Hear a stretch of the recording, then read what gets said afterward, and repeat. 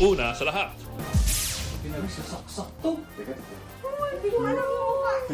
News 5 exclusive, mag-ina natagpuang patay sa loob ng kanilang bahay sa Parañaque City. Pareho silang naagnas na at tadtad ng saksak sa katawan. Kabilang sa tinitingnang motibo, away umano ng mga biktima at kanilang mga tauhan. Ang buong detalye kaugnay niyan, abangan. Magandang gabi Pilipinas. Sa Frontline tonight. Senator Raffy Tulfo hindi raw tatakbo sa pagkapangulo sa 2028 habang si VP Sara Duterte umaasa raw na magkakaroon ng 2028 elections at walang dayaan. Mga kongresistang boboto para ma-impeach si VP Sara aabot daw sa 200. Committee report na naglalaman ng articles of impeachment dinala na ngayong gabi sa plenaryo. 8 LGU sa Albay sinailalim sa state of calamity bunsod ng perwisyong abo mula po sa Bulkang Mayon. Higit 30 tripulanteng Pinoy sakay ng barkong inihinalang may hantavirus outbreak. At ipinakilala na ang mga bagong kapatid artist sa ilalim ng Starworks.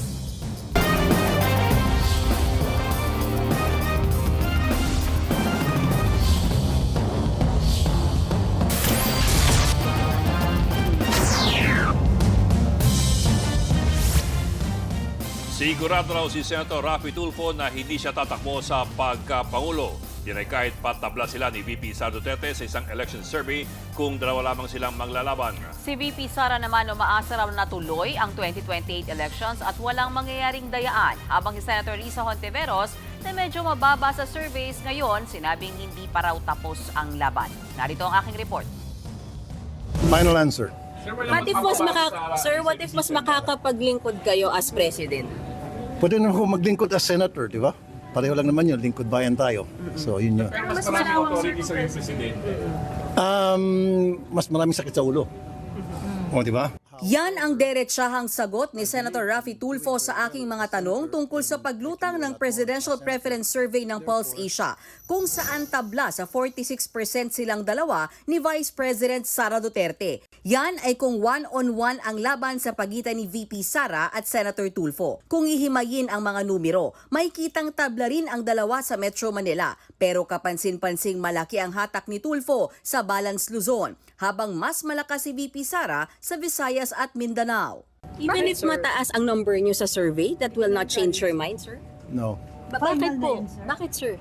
I'm very happy as senator, like I said. So, ba't pa ako aakyat sa higher office? And then, I don't want to commit the same mistakes that others committed. Na mga elected officials, first term pa lang sila, and then after first term, tumatakbo agad sila sa higher office, so higher position, and they failed. Mas kinawabot pa hanggang langit, talagang hindi. Marami naman dyan eh. Magugunitang nitong Pebrero pa nang mag-anunsyo ang Vice Presidente ng kanyang presidential bid. Muli rin siya nanindigang handa siyang maging susunod na Pangulo. We can only pray that there will be a presidential elections on 2028 and it will be honest, orderly, and peaceful. Bukod sa Sara versus Raffy, may inilabas ding match-up ang Pulse Asia na VP Sara versus Mayor Leni Robredo. Sa kabuuan, lamang si VP Sara kay Mayor Leni, 51% versus 43%. Pero ito na marahil ang pinakamalapit nilang agwat sa ngayon pagdating sa election surveys. Mas dikit sila pagdating sa Metro Manila, 41% kay VP Sara versus 42% kay Leni. Pero nanatiling malakas ang bise sa Visayas at Mindanao. Sinubukan din ng Pulse Asia na pagbanggain sina VP Sara at Senator Bam Aquino. 55% si VP Sara habang 32% lang si Bam. E paano kung magtuos silang apat? Kasama pa sina Senator Risa Hontiveros at Interior Secretary John Vic Remulla. Sa six-way battle na yan ng Pulse Asia, si VP Sara ang nangunguna with 43%. Sumunod si Mayor Leni with 27%. Raffy Tulfo na may 19%. Habang single-digit naman sina Senator Bam, Risa at Secretary John Vic. Nang makausap ng News 5 si Senator Risa tungkol dito, sabi niya, hindi pa tapos ang laban. Naging dehado na ako noon, kaya hindi ito bago sa akin. At medyo malayo pa yung eleksyon sa 2028. Ang pinakamalapit sa ating mga Pilipino, sa mga sikmura natin ay itong taas presyo ng langis at mga bilihin, yung mahal ng kuryente, kawalan ng trabaho at yung ganyang mga issue na talagang pinakamalapit sa mga puso natin. Dagdag pa niya, marami pa raw pwedeng mangyari bago ang 2028 elections. Si Senate Majority Leader Mig Zubiri ang nagpakomisyon ng Pulse Asia Quarterly Survey para sa presidential at vice presidential candidates. Minabuti niya raw gawin ito para makita kung sino-sinong pangalan ang lumulutang para sa 2028 presidential elections at kung sino-sino rin ba ang kinukonsidera ng ating mga kababayan para maging susunod na lider ng ating bansa. Isinagawa ang survey mula February 27 hanggang March 2, kaya asahan daw na posibleng makaapekto sa mga numero ang gumugulong na impeachment complaints laban kay VP Sara. Formal nang nirefer ngayong gabi sa House Committee on Rules ang committee report ng House Justice Panel na naglalaman ng articles of impeachment laban kay VP Sara Duterte. Kalakip nitong findings at mga rekomendasyon para sa impeachment proceedings. Naniniwala ang ilang kongresista na may sapat na boto na sa Kamara para ma-impeach si VP Sara sa plenaryo. Pero ang bise nagtataka sa kumpiyansang yan ng mga mambabatas. Nasa frontline na balitang yan si Manan Enriquez. 106 na kongresista o 1/3 ng 318 na mambabatas ang kailangang boto para ma-impeach si Vice President Sara Duterte. Pero ngayon pa lang, nasa 200 na raw ang kongresistang boboto na muli siyang ma-impeach. Ayon yan kay Bicol Saro Party List Representative Terry Ridon. I think as we speak, we are looking at almost 200 already. House members who are signifying their intent to support the impeachment. Mas mababa naman ang bilang ni House Justice Committee Vice Chairperson Jose Alvarez sa mga papabor na i-impeach ang bise. I think it's overwhelming na. Sobrang na 120 yung magsabi na pipirma sila eh. Pero pulso pa lang daw ang mga numero na yan. E paano nga ba boboto ang mga kongresista? Ang Partido Lakas na may pinakamalaking bilang sa Kamarang, conscience vote daw ang paiiralin. Pero ayon sa miyembro nitong si Deputy Speaker Janet Garin, karamihan sa kanila ay mukhang boboto raw na ma-impeach si VP Sara. Bibigyan din ng National Unity Party o NUP ng kalayaan ang kanilang mga miyembro na bumoto ng naaayon sa kanilang konsensya. Ganito rin ang paiiralin ng Liberal Party na sinabing dapat panagutin ang may sala. Nagpulong naman kagabi ang Partido Federal ng Pilipinas na partido ni Pangulong Bongbong Marcos. Boboto raw sila base sa ilalatag na ebidensya. And we're basing it on what we see as evidence for probable cause. So kung may justification for that, that is what we will stand on. Sa gitna naman ng usapin sa botohan, binatikos ni VP Sara ang mga kongresista na tila sigurado na raw na mai-impeach siya. Kung ordinary individuals lang naman yan, like ordinary Filipinos, pabayaan na natin yan, no? Kasi yan naman yung opinion nila. It's different siguro kapag congressman na yung nagsasabi or senator na yung nagsasabi. Kasi magtatanong ka, bakit sobrang sigurado ka na tapos na ito? Sagot dyan ni Ridon, solid naman na raw ang mga naunang inilatag na ebidensya sa House Committee on Justice. Tiyak po kami sa 6.7 billion total transactions na pumasok po at lumabas sa mga accounts po ng mag-asawang Duterte Carpio. Tiyak po kami sa 448 million na pinapasoli ho sa kanya. Tiyak po kami doon sa pagbabanta laban ho sa Pangulo. Nagbabalita mula sa Frontline, Marian Enriquez. News 5. Bumwelta ang palasyo sa pahayag ni Vice President Sara Duterte kaugnay ng 2028 national elections. Sa panayam kay VP Sara sa The Hague, Netherlands, natanong siya kung handa na ba siyang maging susunod na Pangulo ng Pilipinas. Sagot ng bise, nananalangin siya na magkakaroon o matutuloy ang botohan sa 2028. Hangad din anya na ito ay maging tapat, maayos at payapa. Pino na naman ang palasyo na tila nakangiti pa ang bise habang sinasagot ang tanong. Kita raw ang kasabikan ni VP Sara sa usapin ng eleksyon habang ang Pangulo ay abala sa mga krisis sa bansa. Ito ba ay like father, like daughter? Alam naman natin na umamin ang dating Pangulong Duterte na siya ay eksperto sa paggawa ng intriga at pagplanta ng ebidensya. So ang mga ganitong sagot mula kay Vice Presidente ay alam nating intriga lamang, mga kwentong walang basihan. At sana ma-review niya ulit bilang abogado kung ano ba ang nilalaman ng konstitusyon. Inimok ng ICC prosecutors ang International Criminal Court na ibasura ang hiling ng kampo ng dating Pangulong Duterte na payagan silang iapela ang desisyon sa confirmation of charges. Ayon sa prosecution, biguro ang depensa na natukuyin kung aling partikular na bahagi ng desisyon o issue ang kanilang iaapela. Ilang beses na rin daw pinagsabihan ng depensa kaugnay sa kanilang mga obligasyon sa ilalim po ng Code of Conduct sa ICC Chamber. Sa kabila nito, patuloy raw ang patutsada nila na sumisira sa pagkalehitimo ng ICC Court. Giniti ng prosekusyon na lalo lamang umano nagdudulot ng delay sa pagdinig ng korte ang hirit na apela ni Duterte. Sa May 27 tinakda ng Trial Chamber 3 ang unang status conference sa kaso. Nagpapatuloy ang patutsyadahan ni Batangas 1st District Representative Leandro Lebiste at Executive Secretary Ralph Recto. Sa kanyang privilege speech kanina, binuweltahan ni Lebiste ang pahayag ni Recto na baliw umano siya. Git ng kongresista, pinagkakalat daw ni Recto sa social media ang utang niya na 24 billion sa Department of Energy para pahinain ang kanyang kampanya kontra korupsyon. Muli rin siyang nanawagan na imbestigahan ang koneksyon ni Recto at CWS Party List Representative Edwin Garjola. Base raw sa kanyang pagkasaliksik, gumastos ng 1 bilyong piso si Garjola sa 2025 political campaign ni na Governor Vilma Santos Recto at anak nitong si Luis Manzano. Bakit si Garjola gumastos ng mahigit 1 bilyong piso para sa mga Recto? Ito ba ay pagkakaibigan lang o may ginagawa ba si Ralph Recto as Cabinet Secretary of the Republic of the Philippines para makapaggastos ng ganito si Garjola? Itinanggi ng anak ni Recto ni si Congressman Ryan Recto ang mga paratang ni Lebiste. Fake news daw ang umano'y koneksyon at maanumalyang transaksyon ni Recto at Garjola. Sa uli, pinagbotohan ng mayorya na strike out sa record ng Kamara ang mga aligasyon ni Lebiste dahil wala raw ebidensya. Information shared in this plenary is accurately based on facts, not assumptions, not insinuations, and certainly not on incomplete information.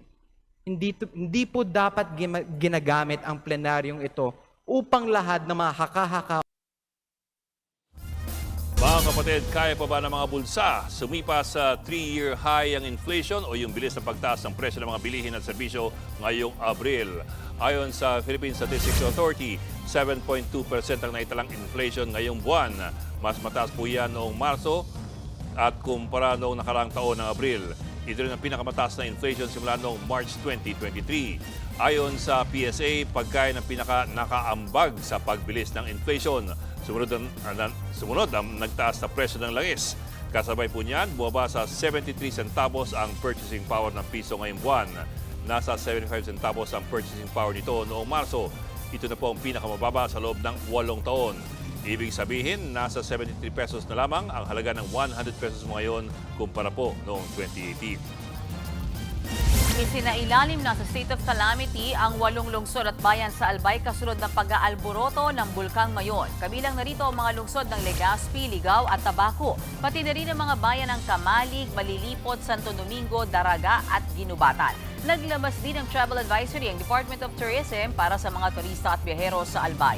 Nakasaad dito na suspendido ang camping, trekking at ATV tour sa loob ng permanent danger zone. Hinihikayat din ang pagsusuot ng N95 mask. Babala naman ng PHIVOLCS, posibleng tumagal pa ng ilang buwan ang pagbuga ng uson at abo mula sa Mayon habang nananatili ito sa Alert Level 3. We expect a long hold, several months, probably more. Pero sana naman hindi. Ang mangyari dito kapag merong explosive activity, mapabilis yung paghupa niya. Pero kapag ganito kasing behavior ng bulkan na effusive activity, yung quiet release of lava doon sa edifice ng bulkan, medyo kapag ganitong behavior niya, tatagal. Nagpaga, sabay takas ang modus ng isang driver sa Quezon City. Ang masaklap, ikakaltas daw sa gasoline boy ang hindi binayarang petrolyo. Nasa frontline ng balitang yan si Ian Suyu. Sa isang CCTV footage na ito sa isang gas station sa Barangay Bahay Toro sa Quezon City, makikita ang pagdating ng asul na kotseng yan. Agad naman siyang sinalubong ng gasoline boy. Nagpakarga raw ito ng 1,500 pesos na halaga ng gasolina. Pero nang bayaran na, abay tumakas. Ang attendant, napahabol at napasigaw na lang. Ayon sa staff ng gas station, nag-request ang driver ng online payment. Pero nang kunin ang device para sa online payment, biglang sumibat ang kotse. May kausap daw po siya sa cellphone na nag-aaway sila o nagtatalo, kaya hindi po maka-interrupt. Hinintay ng FA na mag-pop up yung message na eto, may payment na. Pero siguro mga 2 to 3 minutes, wala pa rin. Tapos bigla niya sinarado yung bintana, dumire-diretso siya. Labis ang panlulumo ng attendant, lalo't bago pa lang siya sa trabaho. Base rin kasi sa policy ng gas station, ikakaltas sa sahod niya ang halaga ng hindi nabayarang gasolina. Ang QCPD naman, tuloy-tuloy ang pangangalap ng dagdag na CCTV footages. Hindi raw kasi maplakahan ang sasakyan. At hanggang ngayon nga po ongoing yung ating backtracking sa mga CCTV footage na available kung saan maaaring pumunta itong suspect para po ma-identify kasi sa initial po nakuha ng CCTV hindi nahagip yung plate number kaya wala pong plate number. So pagka nakuha na po natin itong plate number nung sasakyan, mabilis na lang po natin ito ma-identify dahil makikipag-coordinate po tayo sa LTO. Bilang parte ng dagdag seguridad, ayon sa pamunuan ng gas station, tuwing gabi daw, isasara na nila itong pumps dito sa labas para lahat ng magpapagasolina ng mga customer dadaan na dito sa loob at mas malinaw na makukuhanan ng CCTV. Pakiusap rin nila sa umeskapong driver, bumalik na lamang dito at isettle yung kanyang hindi nabayaran. Nagbabalita mula sa frontline, Ian Suyu, News 5.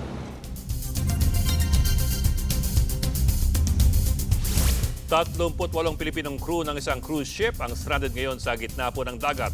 Kasunod ito ng pagkamatay ng ilang sakay ng nasabing barko na hinihinalang dahil sa hantavirus.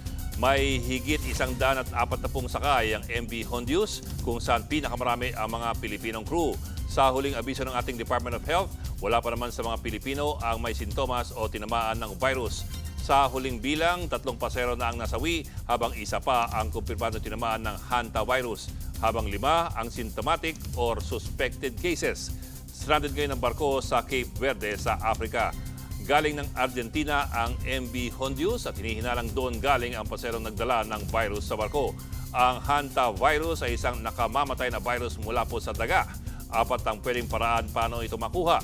Una, kapag nalanghap ng isang tao ang infected na ihi, dumi o laway ng hayop. Pangalawa, kapag may direct contact o nahawakan ito ng tao. Pangatlo, kapag nakagat ng dagang infected ng naturang virus. At pang-apat, kapag may nakain na may ihi, dumi o laway ng daga. Sa ngayon ay wala pang tsak na gamot laban po sa hantavirus. Susunod, News 5 exclusive, naagnas ng bangkay ng mag-ina natagpuan sa loob ng kanilang bahay sa Parañaque. At 16 na bagong kapatid artist ipinakilala na ng Starworks. Magbabalik pa ang Frontline Tonight.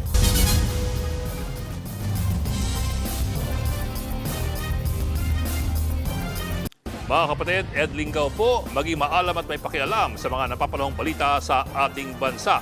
Para sa mas malilimang pagtalakay at paghimay sa mga issue at headlines, mag-follow at mag-subscribe sa social media pages ng News 5.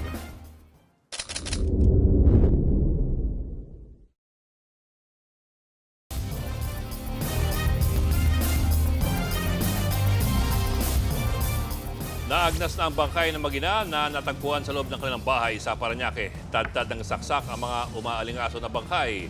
May nakita ng itak na posibleng murder weapon. Kabilang sa tinitingnang anggulo ay paghihiganti dahil hindi raw maganda ang pakikitungo ng mag-ina sa kanilang mga tauhan. Hindi rin inaalis ang anggulong pagnanakaw lalo't nawawala ang sasakyan at pera ng mga biktima. May lamat daw ang relasyon ng magkapatid na sina Pangulong Bongbong Marcos at Senadora Amy Marcos. Sinabi ni Senador Amy na non-existent ang relasyon niya kay PBBM. Higit 1 taon na raw silang hindi nakikita. Dagdag pa ng Senador, labas-masok sa ospital si PBBM. Ayon naman sa palasyo, halos 3 taon na raw hindi nag-uusap ang magkakapatid. Wala naman daw sama ng loob ang Pangulo kay Senadora Amy, pero hindi raw maikakaila ang kanilang pagkadismayado. I said that there were drug issues and addiction issues, and I exposed that in November. Wala pang 2 buwan, Diretso na siya sa ospital ilang beses. Kaya talaga nalulungkot ako. I've been enjoining them to issue a medical bulletin made by a doctor. I approached the president and asked about this comment or statement of his sister, Senator Amy Marcos. And he said, yes, they haven't spoken for almost 3 years. She has not been attending family gatherings, family events. Kinuha na ng city government ng San Jose del Monte sa Bulacan ang pangasiwa sa kanilang water district mula sa kumpanyang Prime Water. Ayon sa LGU, ipinawalang bisa nila ang joint venture sa Prime Water. Hindi na kasi nagagampanan ng kumpanya ang serbisyo. Maging ang mayors at business permit nito hindi na ni-renew. Matatandaang noong Pebrero ay nagdeklara pa ng state of calamity sa buong lungsod dahil sa problema sa tubig. Nasa 40,000 bahay ang apektado ng kakulangan sa supply. Posibleng umabot ng hanggang 1 taon ang transition period. As I've said a while ago with Prime Water, this is nothing personal. This is nothing political. But this is for the good of our pamilyang Sanusenyo.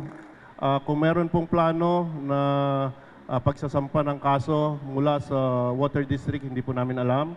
Ano po, yan po ay kanilang desisyon. Hindi naman po namin sinasara yung aming options. Mga kapatid, naniniwala ka bang bubuti ang lagay ng inyong buhay? 4 sa kada 10 Pilipino ang umaasa ng ganyan base po sa SWS survey. Sa 1,500 na tinanong, 38% ang naniniwalang bubuti ang kalidad ng kanilang pamumuhay sa susunod na 12 buwan. 32% naman ang nagsabing hindi. Wala raw magbabago sa kanilang pamumuhay, habang 16% ang naniniwalang malulugmok lamang silang lalo. Sinagawa ang survey nitong March 24 hanggang March 31, kasagsagan ng sunod-sunod na taas presyo ng langis at gera sa Middle East. May margin of error ang survey na plus-minus 3%.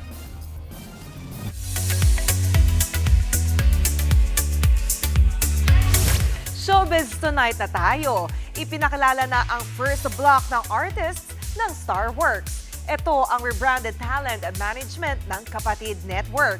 Nasa frontline ng balitang yan si MJ Marfori. MQAA is now Starworks! All-out ang performance nila ing-6 na artists na ipinakilala sa grand media launch ng rebranded talent management ng TV5. Super proud naman ang the man behind Starworks na si Mr. M himself, Johnny Manaha. Hindi lang sa potential ng new artists, kundi sa sipag na pinapakita nila. We don't really overwork them, but they work really hard because kulang pa nga itong Starworks, Block 1, work makes stars. Kasi pag ginawa mo yung trabaho, pag ginawa mo yung work, andun yung magic. 16 na star ang kasama sa Block 1 ng Starworks. Kabilang dyan, si Carmela Lorzano, ang boses sa likod ng official soundtrack ng latest Kapatid serye na My Best Friend Emma.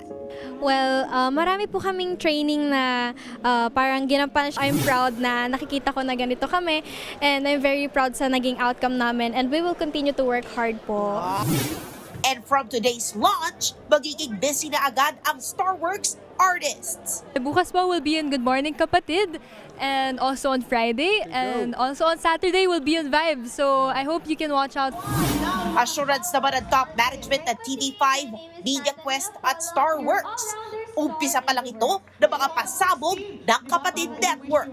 We will surprise you with new technology to serve our audience better. At full flight, we're not yet in the air, but we are on the runway, building momentum. Sobrang exciting talaga, no? And I love it how Starworks says, work makes stars. As Mr. Vargas said, we're on the runway and ready to take off. Nagbabalita mula sa Frontline, MJ Marfori, News 5. At sa pabaong pampag-good night, tampok ang pasabog na kasalan sa gitna ng nag-alborotong mayon. Tutok lang mga kapatid dito sa Frontline Tonight.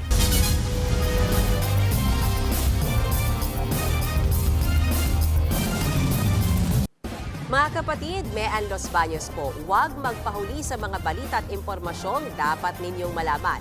Para sa mas malawak na balitaan at diskusyon, mag-follow at mag-subscribe na sa social media pages ng News 5.